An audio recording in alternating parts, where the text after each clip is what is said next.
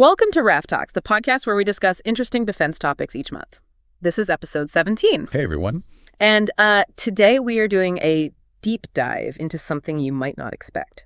We're looking at a detailed source on how modern military uniforms are engineered for extreme heat. Yeah, it's not just about standard camouflage anymore. Right, exactly. So whether you are a defense procurement specialist or just, insanely curious about tactical gear, this deep dive reveals how fabric has basically become a critical survival tool. It really has. I mean, we have to stop thinking of uniforms as just basic clothing.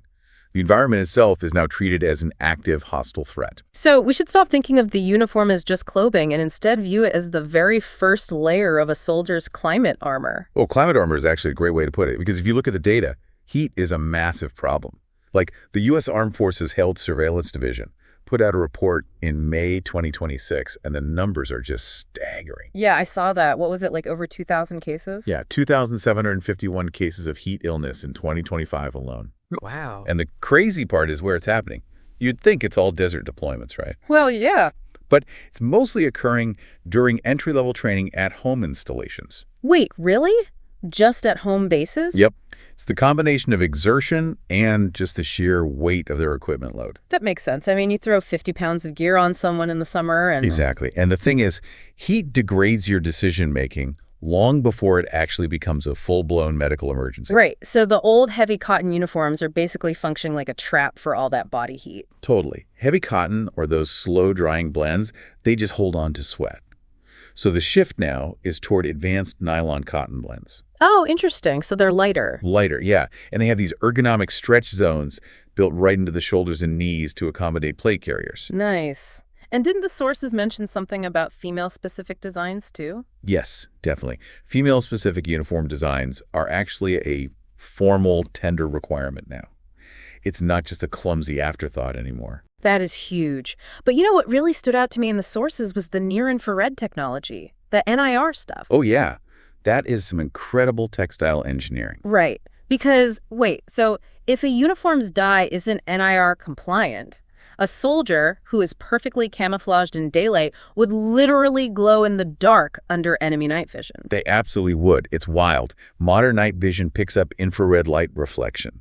So if the dye doesn't reflect that light exactly like the surrounding dirt or trees... They just light up like a beacon. Exactly like a beacon. So engineers have to get that perfect NIR compliance while also weaving in ripstop mechanics and flame-resistant fibers, all without adding extra weight. I imagine adding flame resistance makes the fabric feel like a stiff piece of cardboard, though. It used to, yeah. But now they integrate moisture management finishes right at the fiber level. So the fabric actively pulls sweat away from the skin to cool you down, but still offers that FR, that fire protection. Okay, but a high-tech cooling shirt is useless if a soldier's backpack or body armor just traps all that heat, right? Oh, 100%. Which is why fixing the shirt isn't enough. You have to look at the total soldier system, the whole ecosystem. Right. So what does that include, like boots and stuff? Yep. Heat-resistant boots, ventilated load-bearing equipment, and plate carriers cut to channel airflow. Even modern CBRN suits, the chemical and biological hazard suits. Yeah, aren't those practically just rubber bags? Wearing one of those at 45 degrees Celsius sounds like a death sentence. It used to be, for sure. Yeah. But the newest iterations finally use breathable protective membranes. So they let sweat vapor escape, but physically keep liquid chemical agents from penetrating. That sounds like it requires some intense validation. Like you can't just slap a breathable label on a chemical suit and ship it. Oh, absolutely not. Everything undergoes strict validation. They do intense lab tests, like the EN ISO 106-12 standard for flame resistance, and then they run actual field trials. Right. They have to prove it works in the real world. Exactly.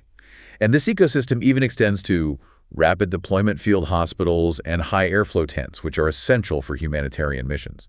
It really seems like procurement evaluation committees treat hot weather performance as a mandatory core specification now. They do, and it's all backed by ISO 9001 and strict NATO standards. Well, it makes you think. As global temperatures continue to rise, how long will it be until civilian outdoor workers require this exact same military-grade textile engineering just to survive a summer shift? That is a great question. It might be sooner than we think. Definitely something for you to ponder as you head out into the heat today. Thank you so much for joining us for this episode, and we really hope you'll stay connected and join us for the next deep dive on Raff Talks.